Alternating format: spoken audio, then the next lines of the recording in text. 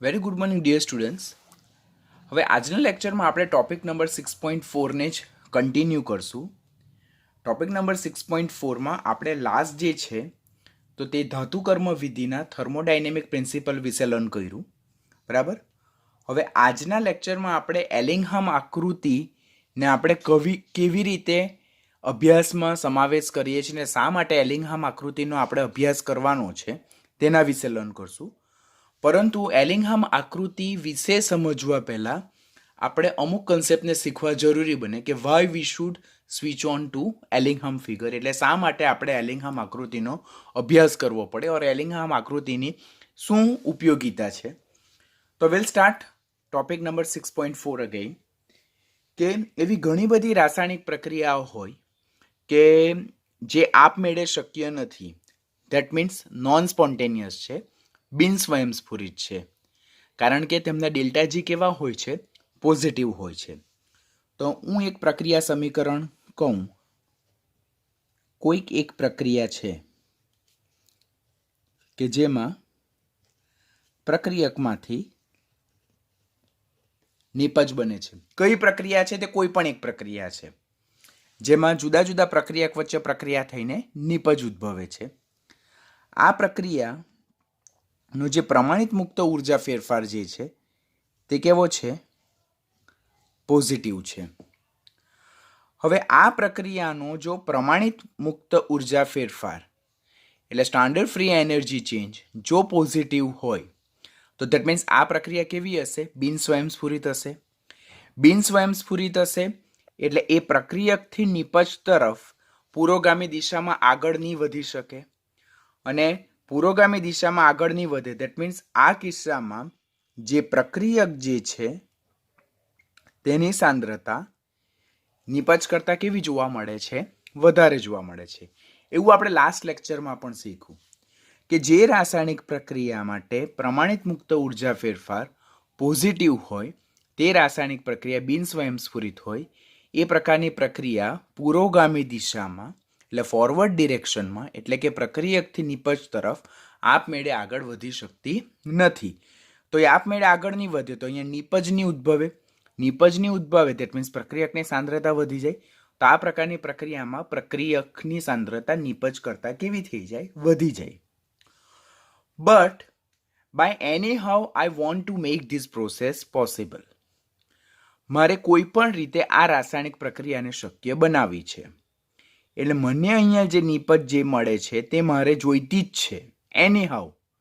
એટલે કે મારે પ્રક્રિયકથી નિપજ તરફ આ રાસાયણિક પ્રક્રિયાને પુરોગામી દિશામાં શક્ય બનાવવી છે. તો એવા કિસ્સામાં મારે શું કરવું જોઈએ? આ જે રાસાયણિક પ્રક્રિયા જે છે તેની સાથે અન્ય બીજી કોઈ રાસાયણિક પ્રક્રિયાનું શું કરવાનું? કપલિંગ કરવાનું. કપલિંગ કરવાનું ધેટ મીન્સ વોટ? સંયુગ્મન કરવાનું. બરાબર.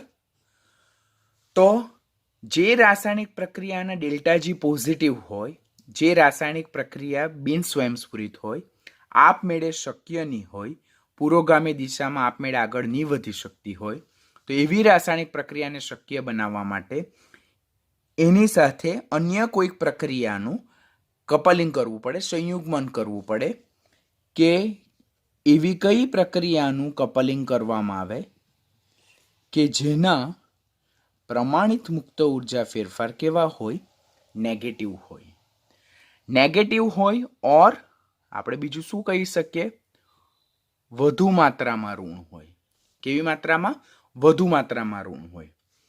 પ્રક્રિયા એક ના ડેલ્ટા જી પોઝિટિવ છે એટલે એ પ્રક્રિયા બિન સ્વયંસ્ફુરિત છે, એટલે આપમેળે પુરોગામી દિશામાં આગળ વધી શકવાની નથી, એટલે નિપજ અહીંયા ઉદ્ભવવાની નથી. બટ મને તો આ નિપજ જોઈએ જ છે, મારે આ પ્રક્રિયાને શક્ય બનાવવી જ છે. તો આ રાસાયણિક પ્રક્રિયા સાથે અન્ય કોઈ રાસાયણિક પ્રક્રિયાનું કપલિંગ કરવું પડે, સંયુગ્મન કરવું પડે, યુગ્મન કરવું પડે. તો એવી કઈ પ્રક્રિયાનું કપલિંગ કરવામાં આવે જેના ડેલ્ટા જી જે છે પ્રમાણિત મુક્ત ઉર્જા ફેરફાર છે તે કેવા છે? વધુ ઋણ છે. આમ કરવાથી શું થાય કે જે પ્રક્રિયા એકનો પ્રમાણિત મુક્ત ઉર્જા ફેરફાર અને પ્રક્રિયા બે ના પ્રમાણિત મુક્ત ઉર્જા ફેરફાર એટલે આ બંનેનું સંયુગ્મન કર્યું અને આ જે છે આપણું નેટ કેમિકલ ઇક્વેશન.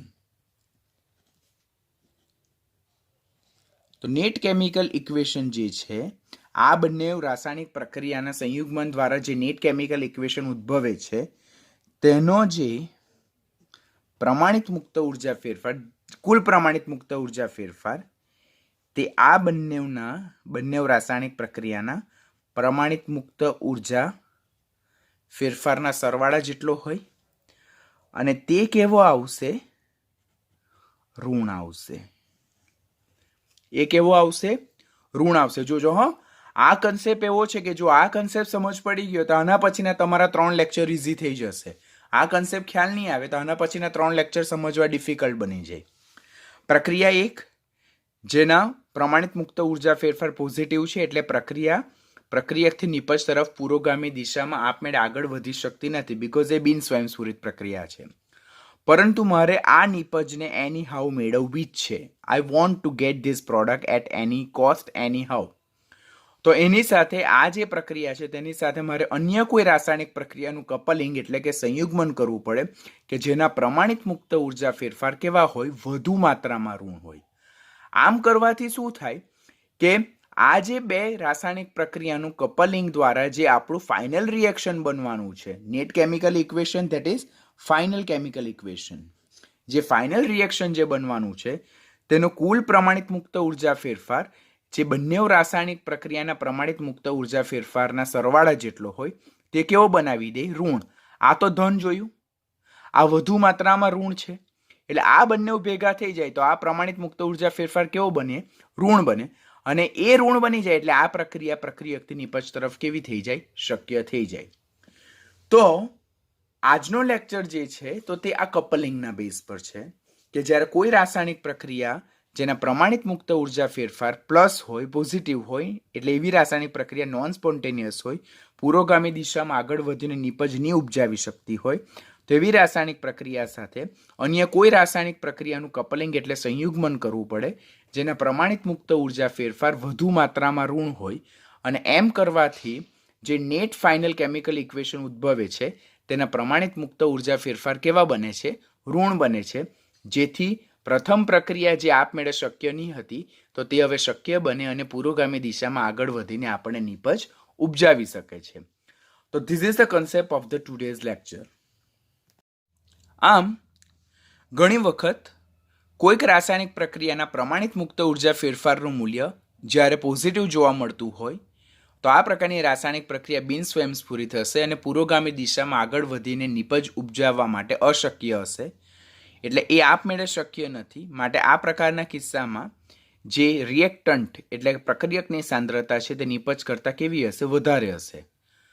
પરંતુ જો આ પ્રક્રિયાને મારે શક્ય બનાવવી જ હોય ને પ્રોડક્ટ મારે જોઈતી જ હોય તો આ પ્રકારની રાસાયણિક પ્રક્રિયાને મારે બીજી કોઈ રાસાયણિક પ્રક્રિયા સાથે એનું કપલિંગ એટલે કે યુગ્મન એટલે કે સંયુગ્મન કરવું પડે. એવી કઈ પ્રક્રિયા જેની સાથે એનું સંયુગ્મન કરવું પડે કે જેના પ્રમાણિત મુક્ત ઉર્જા ફેરફારનું મૂલ્ય કેવું મળે? વધુ ઋણ મળે. આમ કરવાથી શું થાય કે જે કુલ રાસાયણિક પ્રક્રિયા જે છે તેનો પ્રમાણિત મુક્ત ઉર્જા ફેરફાર જે છે તો તે કેવો થઈ જાય? એકંદરે કેવો બને? ઋણ બને. અને જો પ્રમાણિત મુક્ત ઉર્જા ફેરફાર જો ઋણ બને તો ઓવરઓલ રિએક્શન આપણું કેવું બને? શક્ય બને, સ્વયંસ્ફુરિત બને, પુરોગામી દિશામાં આગળ વધે અને અંતિમ પ્રક્રિયાને આપણે સરળતાથી શક્ય બનાવી શકીએ છીએ. જે માહિતી છે તેને આપણે કોઈક સમીકરણ દ્વારા સમજીએ કે અહીંયા જો આ ધાતુના ઓક્સાઇડ છે.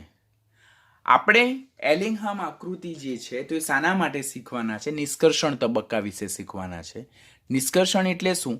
કે ધાતુને સંયોજિત સ્થિતિમાંથી બિનસંયોજિત સ્થિતિમાં એટલે કે મુક્ત સ્થિતિમાં રૂપાંતર કરવું, જેને નિષ્કર્ષણ કહેવામાં આવે, જેને જ અલગીકરણ કરવામાં આવે, જે ધાતુ કર્મ વિધિનો બીજો તબક્કો છે. આમ ધાતુના ઓક્સાઇડમાંથી ધાતુને બિનસંયોજિત સ્થિતિમાં રૂપાંતર કરવું હોય તો આ જે ધાતુના ઓક્સાઇડ જે છે તેનું મારે શું કરવું પડે? તેનું મારે રિડક્શન કરવું પડે. ખ્યાલ આવે છે ને? ધાતુના ઓક્સાઇડમાંથી ધાતુને બિનસંયોજિત સ્થિતિમાં એલિમેન્ટલ સ્ટેટમાં મુક્ત અવસ્થામાં જો લાવવું હોય તો મારે ધાતુના ઓક્સાઇડનું શું કરવું પડે? રિડક્શન કરવું પડે. આમ ધાતુના ઓક્સાઇડમાંથી ઓક્સિજન છૂટો પડે છે અને આપણને ધાતુ કઈ સ્થિતિમાં મળે છે રિડક્શનને અંતે? મુક્ત સ્થિતિમાં, સોલિડ ઓર લિક્વિડ સ્ટેટમાં મળે છે. આ પ્રક્રિયા માટે પ્રમાણિત મુક્ત ઉર્જા ફેરફાર જે છે તો તે આ રીતે દર્શાવી શકાય કે પ્રમાણિત મુક્ત ઉર્જા ફેરફાર four given reaction is mxO2m. અહીંયા mxO2m એટલે શું કે અહીંયાથી અહીંયા આ આપણું પ્રક્રિયક હશે અને આ આપણું નિપજ હશે. આ પ્રક્રિયકથી આ નિપજ માટેનો આ પ્રમાણિત મુક્ત ઉર્જા ફેરફાર. આમ ધાતુના ઓક્સાઇડમાંથી ધાતુને બિનસંયોજિત સ્થિતિમાં કન્વર્ટ કરવા માટે ધાતુના ઓક્સાઇડનું આપણે રિડક્શન કરવું પડે. પ્રક્રિયા દરમિયાન ધાતુના ઓક્સાઇડમાંથી ઓક્સિજન છૂટો પડે છે, ધાતુ મુક્ત અવસ્થામાં મળે છે સોલિડ ઓર લિક્વિડ સ્ટેટમાં, જેના પ્રમાણિત મુક્ત ઉર્જા ફેરફારને આ રીતે દર્શાવી શકાય, જેમાં પ્રથમ જે દર્શાવવામાં આવે છે પ્રક્રિયક છે ને જે સેકન્ડ દર્શાવવામાં આવે છે તે નિપજ છે. હવે આ જે ધાતુના ઓક્સાઇડ છે તો તે સક્રિય ધાતુના જે ઓક્સાઇડ હોય તો એ સક્રિય ધાતુના ઓક્સાઇડ તો સ્થાયી હોય. તો સક્રિય ધાતુના ઓક્સાઇડ જો સ્થાયી હોય તો તેમનું વિઘટન કેવું બને? મુશ્કેલ બને. અને વિઘટન મુશ્કેલ બને માટે આવા સ્થાયી ઓક્સાઇડમાંથી આપણે જો વિઘટન એટલે કે રિડક્શન દ્વારા જો ધાતુ મેળવવી હોય તો એનો પ્રમાણિત મુક્ત ઉર્જા ફેરફાર કેવો હોય? પોઝિટિવ હોય. Getting what I am saying કે સપોઝ અહીંયા ઝિંક ઓક્સાઇડ છે, એ ઝિંક ઓક્સાઇડમાંથી મારે અહીંયા ઝિંક ધાતુ મેળવવાની છે, પરંતુ ઝિંક ઓક્સાઇડમાં ઝિંક એ મધ્યમ સક્રિય ધાતુ છે, તેની ઓક્સિજન પ્રત્યે એફિનિટી વધારે છે, તો એનો ઓક્સાઇડ કેવો હશે? સ્થાયી હશે. અને સ્થાયી ઓક્સાઇડનું રિડક્શન કરવું કેવું બને? મુશ્કેલ બને, કારણ કે એના પ્રમાણિત મુક્ત ઉર્જા ફેરફાર કેવા બને છે? પોઝિટિવ આવે. તો સ્થાયી ઓક્સાઇડમાંથી રિડક્શન દ્વારા ધાતુ મેળવવા માટેના પ્રમાણિત મુક્ત ઉર્જા ફેરફાર પોઝિટિવ હોય માટે પ્રક્રિયાને અહીંયા જે પ્રક્રિયકથી નિપજ તરફ એટલે કે ઓક્સાઇડથી રિડક્શન સ્ટેપ દ્વારા જે આપણે ધાતુને મુક્ત સ્થિતિમાં મેળવવાનું છે તેના માટેનું જે પ્રમાણિત મુક્ત ઉર્જા ફેરફાર ધન હોય તો આ પ્રક્રિયા તો શક્ય નહીં બને. પરંતુ મારે તો એની હાઉ મારે ધાતુને બિનસંયોજિત સ્થિતિમાં મેળવવાની જ છે. માટે જો આ પ્રક્રિયાને મારે શક્ય બનાવવી હોય તો આ પ્રક્રિયા સાથે મારે અન્ય કોઈક બીજી રાસાયણિક પ્રક્રિયાનું કપલિંગ કરવું પડે, સંયુગ્મન કરવું પડે કે જેના પ્રમાણિત મુક્ત ઉર્જા ફેરફાર કેવા બને? કેવા હોય? એ વધુ માત્રામાં ઋણ હોય. એટલે આ પ્રક્રિયામાં ધાતુના ઓક્સાઇડ સ્થાયી હોવાથી તેનું વિઘટન રિડક્શન મુશ્કેલ છે, માટે તેના પ્રમાણિત મુક્ત ઉર્જા ફેરફાર પોઝિટિવ છે. પરંતુ આ પ્રક્રિયાને મારે કમ્પલસરી પુરોગામી દિશામાં શક્ય બનાવવી છે તો એની સાથે મારે અન્ય કોઈ રાસાયણિક પ્રક્રિયાનું કેમિકલ કપલિંગ સંયુગ્મન કરવું પડે, જેથી ઓવરઓલ પ્રક્રિયાનો જે મુક્ત ઉર્જા ફેરફાર છે તે કેવો બને? નેગેટિવ બને. તો આ પ્રક્રિયા અહીંયાથી અહીંયા તરફ શું બને? શક્ય બનશે. તો એવી કઈ પ્રક્રિયા? તો આ રિડક્શન છે, તો મારે એની સાથે કોઈક ઓક્સિડેશન પ્રક્રિયાનું કપલિંગ કરવું પડે કે જેના પ્રમાણિત મુક્ત ઉર્જા ફેરફાર કેવા હોય? વધારે નેગેટિવ હોય. આમ જો સ્થાયી ઓક્સાઇડનું રિડક્શન ઓર વિઘટન કરવું હોય તો મારે અંદર શું ઉમેરવો પડે? યોગ્ય રિડક્શન કરતા ઉમેરવો જોઈએ. શું ઉમેરવું જોઈએ? યોગ્ય રિડક્શન કરતા ઉમેરવો જોઈએ. એ રિડક્શન કરતાનું કાર્ય શું છે? જે ધાતુના ઓક્સાઇડ છે તેનું રિડક્શન કરવાનું અને પોતે શું પામે? ઓક્સિડેશન. આપણને ખબર છે રિડક્શન કરતાની વ્યાખ્યા. રિડક્શન કરતા એટલે શું? કે જે બીજાનું રિડક્શન કરે અને પોતે ઓક્સિડેશન પામે. આમ ધાતુના ઓક્સાઇડનું ધાતુમાં રિડક્શન કરવા માટે ધાતુના ઓક્સાઇડમાં આપણે બહારથી યોગ્ય રિડક્શન કરતા ઉમેરવો પડે, જે ધાતુના ઓક્સાઇડનું ધાતુમાં રિડક્શન કરશે અને પોતે શું પામશે? ઓક્સિડેશન પામશે. આમ ઓક્સિડેશન અને રિડક્શન જે બંને પ્રક્રિયા જે છે તેના જે પ્રમાણિત મુક્ત ઉર્જા ફેરફારનો જે કુલ સરવાળો છે તે પૂરતો મોટો અને કેવો બનશે? ઋણ બનશે. સ્થાયી ઓક્સાઇડમાંથી શું કહેવા માંગુ છું તમને ખ્યાલ આવતો હશે. સ્થાયી ઓક્સાઇડમાંથી ધાતુ મેળવવા માટેનો પ્રમાણિત મુક્ત ઉર્જા ફેરફાર પોઝિટિવ છે, એટલે આ પ્રક્રિયા પુરોગામી દિશામાં શક્ય નથી ઓર ડિફિકલ્ટ ટુ પ્રોસીડ છે. તો આ પ્રક્રિયાને મારે શક્ય બનાવવી જ છે, મારે આ ધાતુને મુક્ત સ્થિતિમાં લાવવી જ છે, એટલે આ જે ઓક્સાઇડ છે તેનું રિડક્શન મારે કરવાનું જ છે. તો આ કિસ્સામાં હું શું કરીશ કે જે ધાતુના ઓક્સાઇડ જે છે તેમાં હું બહારથી કોઈ રિડક્શન કરતા ઉમેરીશ. એ રિડક્શન કરતાનું પોતાનું શું થશે? ઓક્સિડેશન થશે અને એ ધાતુના ઓક્સાઇડનું શું કરશે? રિડક્શન કરશે. આમ જ્યારે આ પ્રક્રિયાને રિડક્શન કરતા ઉમેરવાથી જે પ્રક્રિયા બને તેની સાથે કપલિંગ કરવામાં આવે તો જે કુલ રાસાયણિક પ્રક્રિયાનો સરવાળો જે છે તે પૂરતો મોટો અને કેવો બનશે? ઋણ બનશે. ઋણ બને એટલે પ્રક્રિયા સ્વયંસ્ફુરિત બને, આપમેળે થાય, પુરોગામી દિશામાં શક્ય થાય. માટે ધાતુના ઓક્સાઇડનું રિડક્શન કરતા દ્વારા ઇઝીલી રિડક્શન થઈને ધાતુ આપણને મુક્ત સ્થિતિમાં છૂટી પડતી જોવા મળશે. આમ ધાતુના નિષ્કર્ષણ દરમિયાન રિડક્શન કરતાનો what is the main role? ખાસ ઇમ્પોર્ટન્ટ નીટ માટે, કોમ્પિટિટિવ માટે, એમસીક્યુ પોઈન્ટ ઓફ વ્યૂ, કે જે ધાતુના ઓક્સાઇડના રિડક્શન માટે પસંદગી કરેલા રિડક્શન કરતાનું મુખ્ય કાર્ય શું છે? કે કુલ રાસાયણિક પ્રક્રિયાનો જે મુક્ત ઉર્જા ફેરફાર છે તેના મૂલ્યને વધુને વધુ શું બનાવવાનું હોય? ઋણ બનાવવાનું હોય. કારણ કે પહેલી પ્રક્રિયા જે જોઈ કે જે બિન સ્વયંસ્ફુરિત છે તેના જે ડેલ્ટા G0 જે છે તે પોઝિટિવ હતા, એટલે એ પ્રક્રિયા કેવી છે? સ્વયંસ્ફુરિત નથી, શક્ય નથી પુરોગામી દિશા. એને શક્ય બનાવવા માટે હું અંદર રિડક્શન કરતા ઉમેરું. એ રિડક્શન કરતાના ડેલ્ટા G ના મૂલ્ય કેવા છે? વધારે ઋણ છે. જે ઓવરઓલ પ્રક્રિયા છે તેના મુક્ત ઉર્જા ફેરફારને ઋણ બનાવે અને પ્રક્રિયાને શું બનાવે છે? શક્ય બનાવે છે. આમ કોઈ પણ રાસાયણિક પ્રક્રિયા એટલે કે ધાતુના ઓક્સાઇડમાંથી ધાતુ મેળવવા માટે આપણે યોગ્ય રિડક્શન કરતાની પસંદગી કરવી પડે અને એ રિડક્શન કરતા કેવો હોવો જોઈએ કે જે ઓવરઓલ રાસાયણિક પ્રક્રિયા છે તેના મુક્ત ઉર્જાના ફેરફારને વધુને વધુ ઋણ બનાવે. હવે અહીંયા નીટ પોઈન્ટ ઓફ વ્યૂ આપણને ક્વેશ્ચન પૂછાય કે રિડક્શન ધાતુના નિષ્કર્ષણ દરમિયાન રિડક્શન કરતા કેવો હોવો જોઈએ? તો રિડક્શન કરતા એવો હોવો જોઈએ જે કુલ રાસાયણિક પ્રક્રિયાના મુક્ત ઉર્જાના ફેરફારના મૂલ્યને કેવું? વધુને વધુ ઋણ બનાવે. ને વધુને વધુ ઋણ બનાવશે એકંદરે, માટે ધાતુના ઓક્સાઇડમાંથી ધાતુ સરળતાથી રિડક્શન પામીને મુક્ત સ્થિતિમાં શું થશે? છૂટી પડશે. જસ્ટ અત્યારે આપણે જોયું કે ધાતુના ઓક્સાઇડમાંથી ધાતુ મેળવવાનું છે તો એના ડેલ્ટા G પોઝિટિવ છે, એટલે એની સાથે મારે એવી રાસાયણિક પ્રક્રિયાનું કપલિંગ કરવાનું છે જેના ડેલ્ટા G વધારે ઋણ છે. તેના માટે મારે યોગ્ય રિડક્શન કરતા પસંદગી કરવાનો કે જે ઓવરઓલ રિએક્શન છે તેને ઋણ બનાવે. હવે એ રિડક્શન કરતા તરીકે જો હું કાર્બન લઉં તો રિડક્શન કરતા તરીકે કાર્બન છે તો રિડક્શન કરતાનું પોતાનું શું થાય? ઓક્સિડેશન થાય અને જે ઓક્સાઇડ છે તેનું શું કરે છે? એ રિડક્શન કરે છે. તો જો હું રિડક્શન કરતા તરીકે કાર્બન લઉં અને એનું જો ઇનકમ્પ્લીટ ઓક્સિડેશન થતું હોય તો તે શેમાં કન્વર્ટ થશે? કાર્બન મોનોક્સાઇડમાં કન્વર્ટ થશે. એટલે કાર્બનનું જો રિડક્શન કરતા તરીકે પસંદગી કરવામાં આવે અને એનું અપૂર્ણ ઓક્સિડેશન થાય તો આપણને પ્રોડક્ટ તરીકે કાર્બન મોનોક્સાઇડ વાયુ છૂટો પડે અને એના માટે પ્રમાણિત મુક્ત ઉર્જા ફેરફારને આપણે આ રીતે લખી શકીએ: કાર્બન ટુ કાર્બન મોનોક્સાઇડ. એટલે કાર્બન આપણો પ્રક્રિયક છે અને કાર્બન મોનોક્સાઇડ આપણી નિપજ છે. આ જે પ્રમાણિત મુક્ત ઉર્જા ફેરફાર છે તે કેવો છે? નેગેટિવ છે. એ કેવો છે? નેગેટિવ. આપણે પ્રક્રિયા એક જોઈ જેમાં ધાતુના ઓક્સાઇડમાંથી ધાતુનું રિડક્શન કરવા માટેનો જે મુક્ત ઉર્જા ફેરફાર તે કેવો છે? પોઝિટિવ છે ઓર ઘણો ઓછો ઋણ છે. તો એને શક્ય બનાવવા માટે એની સાથે મારે આ પ્રક્રિયાનું કપલિંગ કરવાનું આવશે. જો કાર્બનને હું રિડક્શન કરતા તરીકે પસંદગી કરું અને એનું જો સંપૂર્ણ ઓક્સિડેશન થતું હોય તો ત્યારે નિપજ તરીકે શું મળશે? મને કાર્બન ડાયોક્સાઇડ મળશે અને એનો પ્રમાણિત મુક્ત ઉર્જા ફેરફારને હું કાર્બન ટુ કાર્બન ડાયોક્સાઇડ એ સ્વરૂપે લખીશ.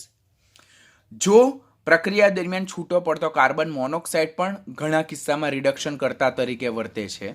એટલે જો રિડક્શન કરતા તરીકે હું કાર્બન મોનોક્સાઇડ લઉં તો તેનું ઓક્સિડેશન આ પ્રમાણે થાય. એટલે carbon monoxide is oxidise to what? Carbon dioxide. જો અહીંયા કાર્બનનું ઓક્સિડેશન આંક +2, અહીંયા કાર્બનનું ઓક્સિડેશન આંક +4. એટલે carbon monoxide is oxidise to what? Carbon dioxide from +2 to +4 oxidation state. So it will act like a reducing agent. આમ કાર્બન અને carbon monoxide બંને oxidation પામી શકે છે, રિડક્શન કરતા તરીકે પસંદગી પામે છે અને એના પ્રમાણિત મુક્ત ઉર્જા ફેરફાર છે તે કેવા છે? વધારે ઋણ છે. માટે ધાતુના ઓક્સાઇડમાંથી ધાતુનું રિડક્શન કરવા માટે આપણે કાર્બન અને કાર્બન મોનોક્સાઇડની પસંદગી કરીએ છીએ, કારણ કે they are best reducing agent. Why? Because they are having a larger negative standard free energy change. તો પ્રક્રિયા સમીકરણ 1 જોઈ જેના ડેલ્ટા G પોઝિટિવ હતા, એટલે ધાતુના ઓક્સાઇડમાંથી જે આપણે ધાતુ મેળવીએ ધાતુના ઓક્સાઇડમાંથી રિડક્શન દ્વારા જે આપણે ધાતુ મેળવીએ તેના પ્રમાણિત મુક્ત ઉર્જા ફેરફાર કેવા હતા? પોઝિટિવ હતા. તો એને શક્ય બનાવવા માટે એની સાથે એમાં મેં શું ઉમેર્યું? રિડક્શન કરતા તરીકે કાર્બન ઉમેર્યો. તો તે પોતે કાર્બન મોનોક્સાઇડમાં શું પામે? ઓક્સિડેશન પામે. અને આ પ્રક્રિયાનો પ્રમાણિત મુક્ત ઉર્જા ફેરફાર કેવો હતો? વધારે ઋણ હતો. આનો ધન હતો એટલે એ પુરોગામી દિશામાં શક્ય નથી. બરાબર? આનો ઋણ છે એ પુરોગામી દિશામાં શક્ય છે. પરંતુ ધન પ્રમાણિત મુક્ત ઉર્જા ફેરફારને ધરાવતી રાસાયણિક પ્રક્રિયાને જો શક્ય બનાવવું હોય તો એની સાથે વધુ ઋણ પ્રમાણિત મુક્ત ઉર્જા ફેરફાર ધરાવતી જો રાસાયણિક પ્રક્રિયાનું કપલિંગ કરવામાં આવે તો જે ઓવરઓલ રિએક્શન જે બને છે તેનો જે પ્રમાણિત મુક્ત ઉર્જા ફેરફાર જે મળે છે તે ઋણ મળે છે, જેનાથી જે ફર્સ્ટ રાસાયણિક પ્રક્રિયા જેના પ્રમાણિત મુક્ત ઉર્જા ફેરફાર જે છે તો તે કેવા બની જાય? ઓવરઓલ નેગેટિવ બની જાય. એટલે એ પ્રક્રિયા શક્ય બને છે. જો કેટલું સરળ છે. ધાતુના ઓક્સાઇડમાંથી ધાતુ મેળવવું હોય રિડક્શન સ્ટેપ દ્વારા. કયા સ્ટેપ દ્વારા? રિડક્શન સ્ટેપ દ્વારા. તેના પ્રમાણિત મુક્ત ઉર્જા ફેરફાર કેવા છે? પોઝિટિવ છે. શા માટે પોઝિટિવ છે? બિકોઝ સક્રિય ધાતુના ઓક્સાઇડ કેવા છે? સ્થાયી છે. ધાતુની ઓક્સિજન પ્રત્યે અફિનિટી વધારે છે.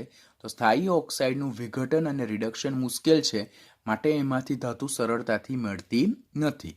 તો એની સાથે વધારે ઋણ પ્રમાણિત મુક્ત ઉર્જા ફેરફાર ધરાવતી રાસાયણિક પ્રક્રિયાનું જો કપલિંગ કરવામાં આવે એટલે યોગ્ય રિડક્શન કરતા ઉમેરવામાં આવે જેનો પ્રમાણિત મુક્ત ઉર્જા ફેરફાર વધારે ઋણ હોય તો જે નેટ કેમિકલ ઇક્વેશન છે, જે ફાઇનલ કેમિકલ ઇક્વેશન છે તેના પ્રમાણિત મુક્ત ઉર્જા ફેરફારને કેવું બનાવી દે? ઋણ બનાવી દે. જેથી ધાતુના ઓક્સાઇડમાંથી ધાતુનું રિડક્શન ઇઝીલી થઈ જાય. ધાતુના ઓક્સાઇડમાંથી ધાતુનું રિડક્શન ઇઝીલી થઈ જાય અને ઉમેરવામાં આવતો જે રિડ્યુસિંગ એજન્ટ છે, રિડક્શન કરતા છે, તે પોતે પર્ટિક્યુલર પ્રોડક્ટમાં શું પામશે? ઓક્સિડેશન પામશે. તો such kind of reaction are called as a coupling reaction or સંયુગ્મન પ્રક્રિયા. આમ પ્રક્રિયા એકને શક્ય બનાવવા માટે એમાં હું એની સાથે પ્રક્રિયા બેનું કપલિંગ કરું જેથી ઓવરઓલ જે રાસાયણિક પ્રક્રિયા છે તે ઋણ બને, કારણ કે આનો જે મુક્ત ઉર્જા ફેરફાર છે તે ધન છે, આનો મુક્ત ઉર્જા ફેરફાર એ વધુ ઋણ છે. તો પ્લસ અને વધુ ઋણ ભેગા થઈને આ કેવો બને છે? ઋણ બને છે. અને આ પ્રક્રિયા શક્ય બને એટલે ધાતુના ઓક્સાઇડનું પર્ટિક્યુલર રિડક્શન દ્વારા રિડક્શન શક્ય થઈ જ થાય છે અને ધાતુ આપણને મુક્ત સ્થિતિમાં મળી જાય છે. સેમ વે આપણે બીજું કપલિંગ કયું કરી શકીએ? તો સેમ વે આપણે રિએક્શન 1 અને રિએક્શન 3નું કપલિંગ કરી શકીએ. રિએક્શન 3 જે છે જેમાં carbon is oxidise to what? Carbon dioxide, જેમાં એનું સંપૂર્ણ ઓક્સિડેશન થતું હતું. તો એ કપલિંગ રિએક્શનને આ રીતે લખી શકીએ: MXO plus 1/2 carbon will give you XM plus 1/2 CO2, જેમાં ધાતુના ઓક્સાઇડનું રિડક્શન થઈને ધાતુ આપણને મુક્ત સ્થિતિમાં મળે છે અને કાર્બન એ પોતે કાર્બન ડાયોક્સાઇડમાં સંપૂર્ણપણે ઓક્સિડેશન પામે છે. અને આ જે પ્રક્રિયા છે તેનો પ્રમાણિત મુક્ત ઉર્જા ફેરફાર ને તે આપણે આ રીતે લખી શકીએ કે ધાતુના ઓક્સાઇડમાંથી, આ કોમા છે, અહીંયા કોમા છે, ધાતુના ઓક્સાઇડમાંથી ધાતુનું રિડક્શન તેનો પ્રમાણિત મુક્ત ઉર્જા ફેરફાર, એટલે ધીસ ઇઝ રિએક્શન 1. આ ડેલ્ટા G1 અને આ ડેલ્ટા G2, જેમાં carbon is oxidise to what? CO2. તો જો carbon is oxidise to what? CO2. એવી જ રીતે આપણે જો ધાતુના ઓક્સાઇડનું કાર્બન મોનોક્સાઇડ દ્વારા જો આપણે રિડક્શન કરવું હોય તો એ પણ આ રીતે લખાય: MXO plus carbon monoxide will give you XM plus CO2, જેમાં ધાતુના ઓક્સાઇડનું ધાતુમાં રિડક્શન થાય અને carbon monoxide is oxidise to what? CO2. અને આ ઓવરઓલ જે રાસાયણિક પ્રક્રિયા છે તેનો મુક્ત ઉર્જા ફેરફાર કેવી રીતે લખી શકાય? તો પહેલી પ્રક્રિયા જેમાં ધાતુના ઓક્સાઇડનું ધાતુમાં રિડક્શન થાય, ધાતુના ઓક્સાઇડનું ધાતુમાં રિડક્શન થાય તેનો પ્રમાણિત મુક્ત ઉર્જા ફેરફાર, પ્લસ બીજી રાસાયણિક પ્રક્રિયા જેમાં કાર્બન મોનોક્સાઇડનું કાર્બન ડાયોક્સાઇડમાં ઓક્સિડેશન થાય છે. તો આ બંને પ્રમાણિત મુક્ત ઉર્જાના ફેરફારનું મૂલ્ય એ કુલ રાસાયણિક પ્રક્રિયાના પ્રમાણિત મુક્ત ઉર્જા ફેરફાર જેટલું થાય અને જે એકંદરે રિડ્યુસિંગ એજન્ટ ઉમેરતા કેવો બને છે? ઋણ બને, જે ધાતુના ઓક્સાઇડનું સરળતાથી ધાતુમાં રિડક્શન કરી શકે છે.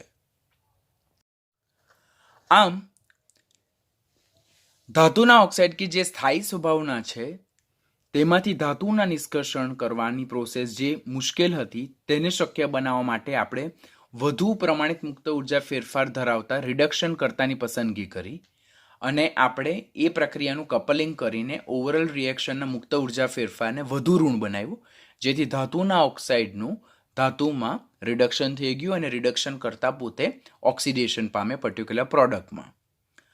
હવે આ પ્રકારની પ્રક્રિયાઓ કે જેમાં બે રાસાયણિક પ્રક્રિયાનું આપણે કપલિંગ કરીએ છીએ, યુગ્મન કરીએ, સંયુગ્મન કરીએ અને એના ઓવરઓલ જે પ્રમાણિત મુક્ત ઉર્જા ફેરફાર છે તેને આપણે ઋણ બનાવીએ છીએ, તો તેને શક્ય કેવી રીતે કરી શકાય? ચાલો આપણને આખો કન્સેપ્ટ ખબર પડી ગયો કે એક પ્રક્રિયા જેનો પ્રમાણિત મુક્ત ઉર્જા ફેરફાર ધન હતો એટલે એ પુરોગામી દિશામાં આપમેળે શક્ય નથી, તો એને શક્ય કરવા માટે અંદર હું રિડક્શન કરતા ઉમેરું, એવો રિડક્શન કરતા ઉમેરું જેનો પ્રમાણિત મુક્ત ઉર્જા ફેરફાર કેવો છે? વધુ ઋણ છે, જે કુલ રાસાયણિક પ્રક્રિયાના પ્રમાણિત મુક્ત ઉર્જા ફેરફારને ઋણ બનાવશે, જેનાથી ધાતુના ઓક્સાઇડમાંથી ધાતુનું રિડક્શન સરળતાથી થાય અને રિડક્શન કરતાં પોતે પર્ટિક્યુલર પ્રોડક્ટમાં ઓક્સિડેશન પામશે.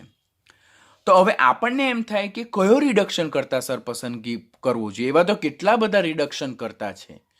તો પર્ટિક્યુલર ધાતુના ઓક્સાઇડમાંથી ધાતુનું નિષ્કર્ષણ કરવા માટે જે જુદા જુદા રિડક્શન કરતાની પસંદગી કરવાની છે, તો તે કેવી રીતે કરવાની? કયા તાપમાનના ગાળામાં કયો રિડક્શન કરતા વધુ સારી રીતે કાર્યક્ષમ છે? તો એ બધા જ કન્સેપ્ટ છે તેની સમજૂતી કોના દ્વારા આપણને મળી શકે? એના માટે we have to draw one graph. A graph કયો છે? તો તે પ્રમાણિત ગિબ્સ મુક્ત ઉર્જાનો ફેરફાર વર્સિસ આપણે ટેમ્પરેચરનો જો આલેખ દોરીએ તો કયો રિડક્શન કરતા કઈ ધાતુના ઓક્સાઇડના નિષ્કર્ષણ માટે રિડક્શન માટે બેસ્ટ પ્રૂવ થશે અને તાપમાનના કયા ગાળામાં કયો રિડક્શન કરતા એફિશિયન્ટલી વર્કઆઉટ કરી શકે તેની માહિતી આપણને ખૂબ સારી રીતે મળી શકે છે. તો આ જે આલેખ છે કે જેમાં વાય અક્ષ પર આપણે પ્રમાણિત મુક્ત ઉર્જા ફેરફાર દર્શાવશું અને એક્સ અક્ષ પર આપણે તાપમાન દર્શાવશું, તો આ પ્રકારનું જે ગ્રાફિકલ રિપ્રેઝન્ટેશન છે કે જેના પરથી આપણને જુદી જુદી ધાતુના ઓક્સાઇડના નિષ્કર્ષણ માટેની રિડક્શન કરતાની પસંદગીની આપણને સચોટ માહિતી મળી અને કયા તાપમાનના ગાળામાં કયો રિડક્શન કરતા બેસ્ટ વર્કઆઉટ કરી શકે તેની સચોટ માહિતી મળી. તો તેનું સૌ પ્રથમ વખત સ્ટડી કોણે કરેલું હતું? તો HJT એલિંગહામ દ્વારા કરવામાં આવેલું હતું. એટલે એના બેઝ પરથી ડેલ્ટા જી એટલે કે પ્રમાણિત મુક્ત ઉર્જા ફેરફાર વર્સિસ તાપમાનનો જે આલેખ જે છે તેને શું કહેવામાં આવે છે? એલિંગહામ આકૃતિ કહેવામાં આવે છે. MCQ વેરી ઇમ્પોર્ટન્ટ ક્વેશ્ચન, ખાસ યાદ રાખજો કે એલિંગહામ ફિગર એટલે શું? MCQ અહીંયાથી પૂછાય. તો પ્રમાણિત મુક્ત ઉર્જા ફેરફાર વર્સિસ તાપમાનના આલેખને શું કહેવામાં આવે છે? એલિંગહામ આકૃતિ. તેમાં પ્રમાણિત મુક્ત ઉર્જા ફેરફારને આપણે વાય અક્ષ પર દર્શાવીએ છીએ, તાપમાનને આપણે એક્સ અક્ષ પર દર્શાવીએ છીએ. તો અહીંયાથી ક્વેશ્ચન ધ્યાન રાખજો, આ ક્વેશ્ચન પૂછાય છે. એલિંગહામ ફિગર મીન્સ વોટ? પ્રમાણિત મુક્ત ઉર્જા ફેરફાર વર્સિસ ટેમ્પરેચર, જેમાં પ્રમાણિત મુક્ત ઉર્જા ફેરફારને વાય અક્ષ પર અને તાપમાનને એક્સ અક્ષ પર દોરવાથી જે ડાયાગ્રામ, જે આલેખ રેડી થાય છે તેને એલિંગહામ ફિગર કહેવામાં આવે, એલિંગહામ ડાયાગ્રામ કહેવામાં આવે, because it was first studied by what? HJT Ellingham. આના પરથી આપણને શું માહિતી મળે? કઈ ધાતુના ઓક્સાઇડનું નિષ્કર્ષણ કરવા માટે કયો રિડક્શન કરતા બેસ્ટ પ્રૂવ થશે અને તાપમાનના કયા ગાળામાં કયો રિડક્શન કરતા બેસ્ટ રીતે વર્કઆઉટ કરી શકે, ખૂબ કાર્યક્ષમ થઈ શકે તેની માહિતી આપણને આ આલેખ દ્વારા મળશે. આમ જે એલિંગહામ આકૃતિ જે છે તેના અભ્યાસ પરથી આપણને કઈ કઈ ઇન્ફોર્મેશન્સ ડિટેલમાં મળશે કે ધાતુના ઓક્સાઇડ જે છે કે જે સ્થાયી પણ હોઈ શકે, અમુક અસ્થાયી પણ હોઈ શકે, તેવી ધાતુના ઓક્સાઇડના રિડક્શન માટે કયો રિડક્શન કરતા તાપમાનના કયા ગાળામાં વધુ યોગ્ય છે તે જાણવું આપણા માટે ખૂબ ઇઝી બન્યું. This will also help us to predict the feasibility of thermal reduction of an ore.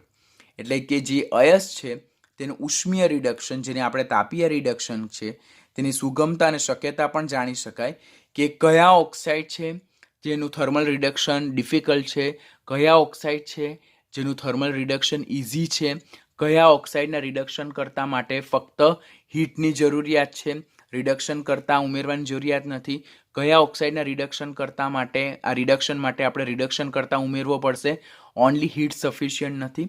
તો એ બધી જ જે માહિતી છે તે આપણને કોના દ્વારા મળે છે? એલિંગહામ ફિગર પરથી. આમ એલિંગહામ ફિગર પરથી ધાતુના ઓક્સાઇડના રિડક્શન માટે કયો રિડક્શન કરતાં તાપમાનના કયા ગાળામાં વધુ સારી રીતે કાર્ય કરી શકે અને કયા અયસ્કનું ઉષ્મીય રિડક્શન સરળતાથી થશે કે મુશ્કેલીથી થશે, એકલી હીટ સફિશિયન્ટ હશે રિડક્શન માટે કે સાથે સાથે આપણે રિડક્શન કરતાં બી ઉમેરવો પડશે. રિડક્શન કરતાં ઉમેરીએ તો એના માટે તાપમાનનો ગાળો કેટલો રાખવાનો, નીચા તાપમાને રિડક્શન કરશે કે ઊંચા તાપમાને રિડક્શન કરશે, કયા તાપમાને કઈ ધાતુના ઓક્સાઇડનું રિડક્શન કરશે, તે બધી જ માહિતી આપણને કોના દ્વારા મળવાની છે? એલિંગહામ ફિગર દ્વારા જાણવા મળશે. તો આજના લેક્ચરમાં તો જસ્ટ આપણે ફંડામેન્ટલ્સ, આપણે અગાડીની જે પૂર્વધારણા છે તેના વિશે લર્ન કર્યું, પણ આના વિશેનું આપણે એક્ઝેક્ટ ઇન્ફોર્મેશન છે તે હવે પછીના લેક્ચરથી સ્ટાર્ટ કરશું. એટલે હવે પછીથી આપણે મેઇન ટોપિક પર જમ્પ કરશું, ધેટ ઇઝ વોટ? એલિંગહામ ફિગર. લેક્ચરને ખૂબ ધ્યાનથી લર્ન કરજો, 1 or 2 ટાઈમ્સ જોજો. લેક્ચરની સમરી શું છે? ધાતુના ઓક્સાઇડ કે જે સ્થાયી પ્રકારના છે તેમાંથી ધાતુ મેળવવી હોય તો એ ધાતુના ઓક્સાઇડનું રિડક્શન કરવું પડે. એના માટે પ્રમાણિત મુક્ત ઉર્જા ફેરફાર પોઝિટિવ છે, માટે પ્રક્રિયા બિન સ્વયંસ્ફુરિત છે, રિડક્શન મુશ્કેલ છે. તો એ રિડક્શનને શક્ય બનાવવું હોય એટલે ધાતુના ઓક્સાઇડનું વિઘટન કરીને ધાતુને રિડ્યુસ સ્ટેટમાં લાવવી હોય, મુક્ત સ્થિતિમાં લાવવી હોય તો એની સાથે મારે અંદર યોગ્ય રિડક્શન કરતાં ઉમેરવો પડે કે જેના પ્રમાણિત મુક્ત ઉર્જા ફેરફારનું મૂલ્ય વધુ ઋણ હોય કે જે ઓવરઓલ કેમિકલ રિએક્શન છે તેને વધારે ઋણ બનાવશે, પ્રક્રિયા શક્ય બનશે અને ધાતુના ઓક્સાઇડનું વિઘટન થઈને ધાતુ રિડક્શન સ્ટેપ દ્વારા આપણને મુક્ત સ્થિતિમાં મળશે. અહીં ચૂઝ કરવામાં આવેલો રિડક્શન કરતાં કેવો હોવો જોઈએ કે જે ઓવરઓલ પ્રક્રિયા છે તેના મુક્ત ઉર્જા ફેરફારને વધુને વધુ ઋણ બનાવશે. માટે રિડક્શન કરતાંની પસંદગી એ રીતે થવી જોઈએ કે જે નેટ જે પ્રમાણિત મુક્ત ઉર્જા ફેરફાર છે તેને ઋણ બનાવશે. થર્ડ વસ્તુ એલિંગહામ ફિગર. એલિંગહામ ફિગર એટલે પ્રમાણિત મુક્ત ઉર્જા ફેરફાર વર્સિસ ટેમ્પરેચરનો આલેખ, જેમાં પ્રમાણિત મુક્ત ઉર્જા ફેરફારને વાય અક્ષ પર અને ટેમ્પરેચર છે જેને આપણે એક્સ અક્ષ પર દર્શાવે તેનો જે આલેખ રેડી થાય છે તેને એલિંગહામ ફિગર કહેવાય. એના પરથી આપણને કઈ માહિતી મળે? કયો રિડક્શન કરતાં કઈ ધાતુના ઓક્સાઇડનું રિડક્શન સરળતાથી કરશે, તાપમાનના કયા ગાળામાં કયો રિડક્શન કરતાં સારામાં સારી રીતે કાર્યક્ષમ બનશે અને ધાતુના ઓક્સાઇડનું રિડક્શન કરવા માટે ઓનલી હીટ નેસેસરી છે કે સાથે સાથે રિડક્શન કરતાં બી ઉમેરવો જોઈએ અને રિડક્શન કરતાં ઉમેરીએ તો પણ કયો ઉમેરીએ, તાપમાનના કયા ગાળામાં આપણે રિડક્શન કરવું જોઈએ, તેની બધી જ માહિતી આપણને કોના દ્વારા મળે છે? એલિંગહામ ફિગર દ્વારા, જે આપણો નેક્સ્ટ લેક્ચરનો ટોપિક હશે.